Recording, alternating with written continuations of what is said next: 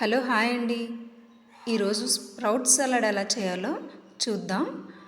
నా వీడియో కనుక మీకు నచ్చినట్టయితే లైక్ చేసి షేర్ చేయండి. దానివల్ల నా కంటెంట్ ఇంకొంతమందికి రీచ్ అవుతుంది.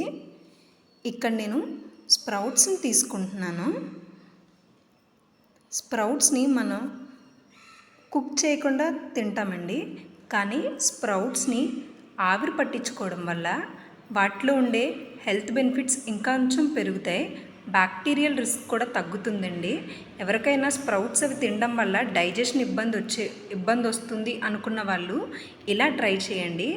ఇక్కడ నేను స్ప్రౌట్స్ని ఒక 10 నిమిషాలు ఆవిరి పట్టించానండి. ఇక్కడ చూపిస్తున్నాను కదా, కొంచెం అవి మెత్తబడితే సరిపోతుందండి. బాగా మెత్తగా ఉడికిపోని అవసరం లేదు.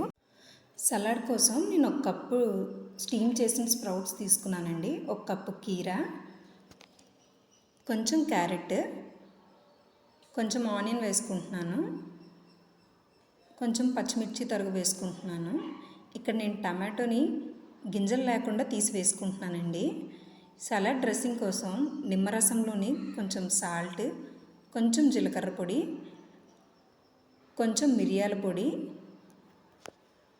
కొంచెం చాట్ మసాలా యాడ్ చేస్తున్నానండి. ఈ నాలుగిటిని మిక్స్ చేసుకొని మనం రెడీ చేసుకున్న సలాడ్లో కలుపుకోండి. ఇప్పుడు మనకి tasty and healthy sprout salad ready అవుతుందండి.